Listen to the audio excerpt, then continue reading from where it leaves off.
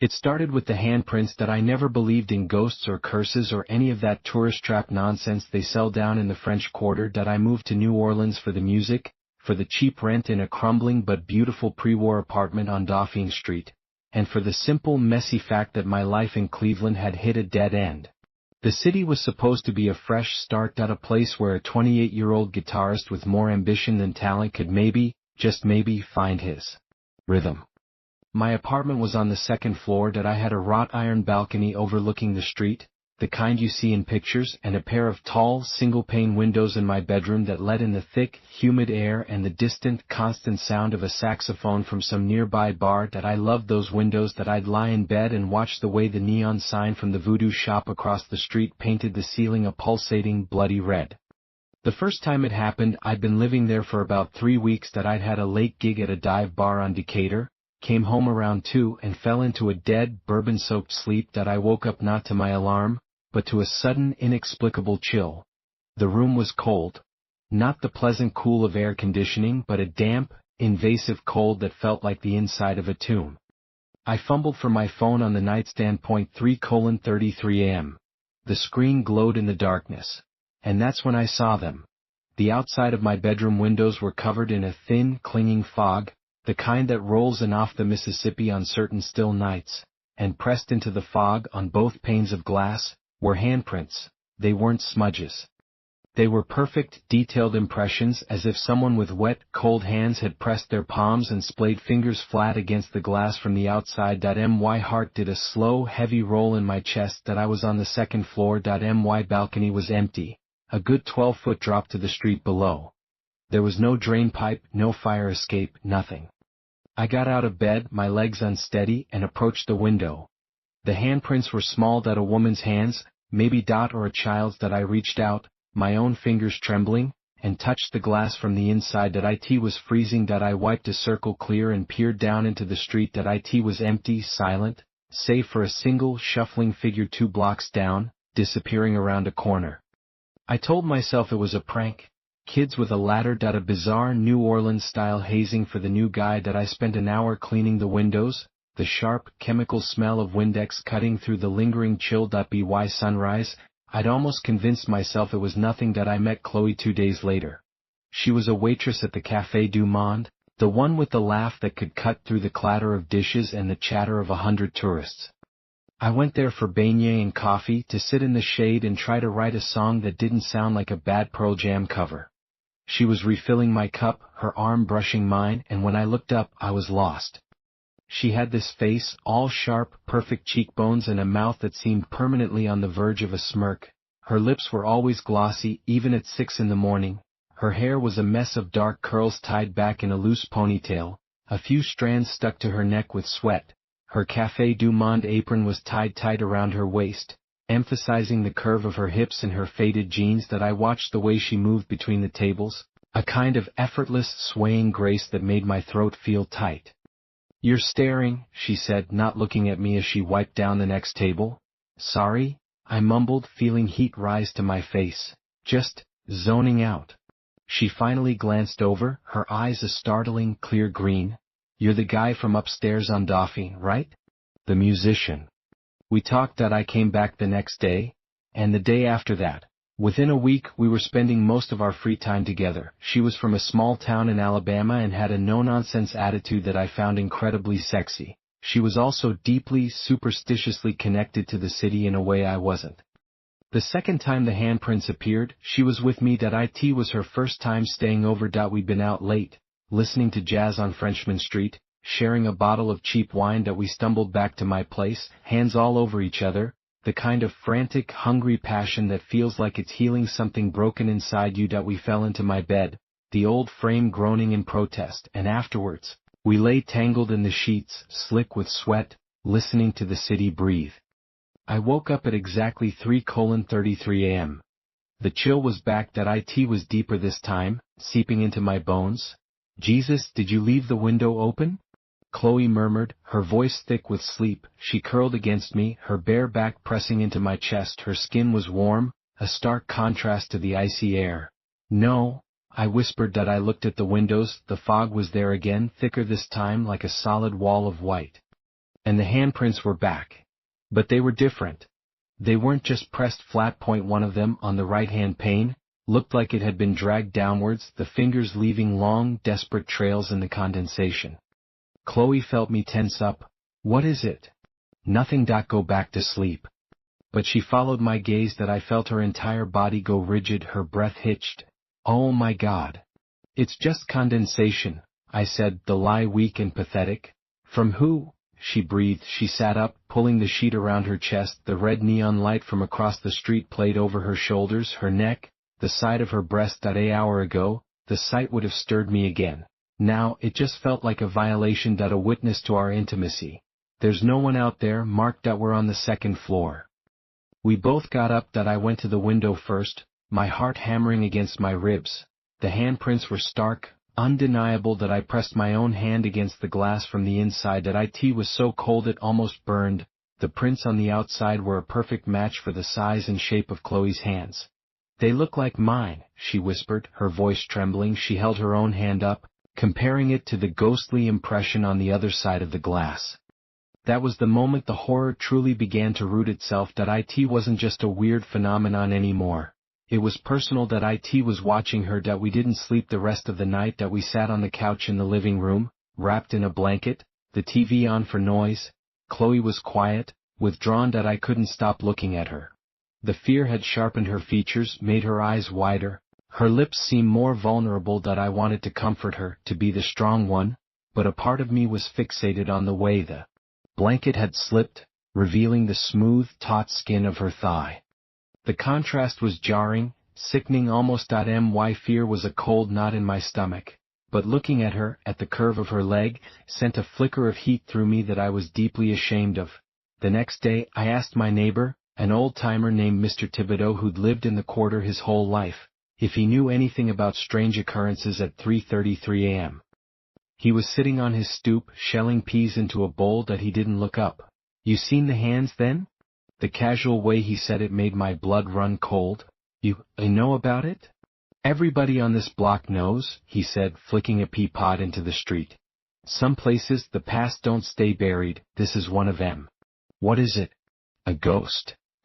He finally looked at me, his eyes milky with cataracts. Don't matter what you call it. It's a warning. Or an invitation. Depends on who you ask. He went back to his peas. Just don't answer it. I told Chloe what he'd said. It didn't help. She started staying over less, always making an excuse to go back to her own place before 3 a.m.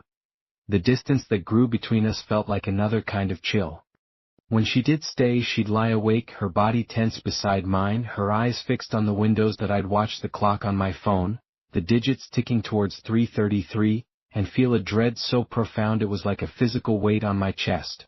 The desire I felt for her became tangled up with that dread. Holding her felt less like an act of affection and more like a shared vigil. And then I saw him. It was a Tuesday afternoon. I was walking back from a failed audition, my guitar case feeling heavier than usual. I cut through Jackson Square to avoid the crowds on Decatur. The place was its usual chaotic self, tarot readers, street performers, tourists gawking at the artist. He was sitting on a bench near the statue of Andrew Jackson, perfectly still amidst the movement. A man in a dark, heavy wool coat, despite the sweltering 85-degree heat. He was gaunt, with pale, almost gray skin, and he was staring directly at me. Our eyes met. His were a flat, lifeless black, like chips of obsidian. There was no curiosity in them, no hostility, just observation, like a scientist studying an insect. A cold prickle ran down my spine. I looked away, quickening my pace. When I glanced back a moment later, he was gone. The bench was empty. I told myself it was a coincidence, a weird guy in a city full of weird guys. But I saw him again the next day, and the day after that. He was never close. Always at a distance, standing under the awning of a closed shop on Royal Street. Sitting in the back of a streetcar as it rattled past. Leaning against a lamppost at the far end of my block. Always in that same heavy coat. Always staring. I started taking different routes home. I'd peer around corners before turning them. I became hyper-aware of every reflection in a shop window, every shadow in an alleyway. The paranoia was a low-grade fever, constant and draining. Chloe noticed. "You're jumpy," she said one evening at my place that we were trying to have a normal night, cooking pasta and drinking wine, but the air was thick with unspoken tension. "I'm fine," I said, stirring the sauce too vigorously. "Is it the windows? They haven't been back for a few days." She was right. The handprints had stopped, but their absence was somehow worse that it felt like the calm before the storm. "It's not that," I said, that I didn't want to tell her about the man, that I didn't want to sound crazy. She came up behind me, wrapping her arms around my waist, resting her chin on my shoulder. Her body was soft and warm against my back, that I could feel the press of her breasts through my thin t-shirt. The familiar, unwanted stir of desire mixed with my anxiety that I wanted to turn around, to lose myself in her, to use her body as a shield against the creeping dread. But the thought felt dirty, tainted. "Talk to me, Mark," she whispered, her breath warm against my neck. That I shook my head. "It's nothing, just stress." I turned off the stove and faced her. Her green eyes were full of concern. That I kissed her, hard, trying to pour all my fear and frustration into it. She kissed me back, and for a little while it worked. We ended up on the living room floor, the pasta forgotten, the world outside the apartment shrinking to just the two of us, the taste of her skin, the sound of her breathing. That it was frantic, desperate, and when it was over, I felt emptier than before. Later, as she slept beside me, I lay awake, watching the clock point 3:31 a.m. point 3:32 a.m. The room was warm. No chill. The windows were clear. Point 3:33 a.m. Silence. That I let out a breath I didn't realize I'd been holding. Maybe it was over. Maybe Mr. Thibodeau was just a superstitious old man, and the guy in the coat was just a guy. And then my phone, lying on the nightstand, lit up. It wasn't a notification. The screen just glowed to life, showing my photo gallery. That it began to scroll, slowly, by itself. That I reached for it, my fingers fumbling, but it was unresponsive. The photos flew by. Pictures from my gigs, random shots of the city, a selfie with Chloe from a happier day. Then it stopped. The photo on the screen was one I had never taken. That it was a picture of my bedroom. That it was taken from outside, looking in through the window. The angle was impossible. That it showed me, asleep in my bed, and next to me Chloe, her face peaceful in sleep, the sheet tangled around her waist. The timestamp in the corner of the photo read, 2:17 a.m. Earlier that same night. My blood turned to ice. That I looked at the window. Nothing. Just the dark street and the bloody red neon glow. That I looked back at the phone. The photo was gone. The gallery was back to normal. That I spent the rest of the night in a state of sheer, unadulterated terror. That I didn't wake Chloe. What would I say? "Hey, I think someone, or something, was taking pictures of us sleeping from the outside of our second-story window." I just lay there rigid, every creak of the old building making me flinch. The next morning, I was a wreck. That I called in sick to the bar where I had a gig that night. Chloe had to go to work. She kissed me goodbye, her forehead creased with worry. "Get some rest, okay?" The moment she was gone, I went to the window. That I examined the wrought iron balcony, the brickwork, the street below. There was nothing. No ladder marks, no scuffs, no way anyone could have gotten that angle. I needed to get out of the apartment. That I grabbed my wallet and headed for a coffee shop, any place that was bright and loud and public. That he was waiting for me on the corner of Dauphine and St. Anne, the man in the coat. This time he wasn't at a distance. That he was leaning against the wall of a souvenir shop, maybe 10 feet away. Up close, he was even more unsettling. His coat was a dated, heavy wool, frayed at the cuffs. His face was a collection of sharp angles, his skin so pale it was almost translucent, showing a web of blue veins at his temples, and his eyes, they still held that flat, empty gaze, but now I could see they were sunk deep into their sockets, shadowed and hungry. He pushed himself off the wall and took a step towards me. My body froze. Every instinct screamed at me to run, but my legs were leaden. He stopped a few feet away. He didn't smell of sweat or the city. He smelled of cold stone and damp earth, like a cellar that had been sealed for a century. "She's very beautiful," he said. His voice was a dry rasp, the sound of dead leaves scraping over concrete. The words were so mundane, so horrifyingly specific, that for a second I couldn't process them. "What? The girl, Chloe?" He said her name with a casual familiarity that made my stomach lurch. "You look at her with such hunger. It's a powerful thing. A beacon. Stay away from us. I managed to choke out, my own voice sounding thin and reedy that a smile touched his lips. It didn't reach his eyes that it was a cruel, mechanical gesture. I'm not the one you should be worried about, I'm just a collector. The one at the window, she's the one who's hungry, she feeds on that, the wanting, the warmth. He tilted his head, his black eyes boring into me. She's been watching you for a while, she likes the way you look at her. The girl, she finds it familiar. He took another step closer that I could feel the unnatural cold radiating from him. Who are you? I whispered. A guide, he rasped. The hands on the glass are a knock that you've been ignoring them, that's considered rude. He reached into the pocket of his coat that I flinched, expecting a weapon. But he pulled out a small, old-fashioned key, tarnished and black with age, that he held it out to me. The Lefebvre Crypt. St. Louis No. 1. Sunset. I didn't take it, I just stared.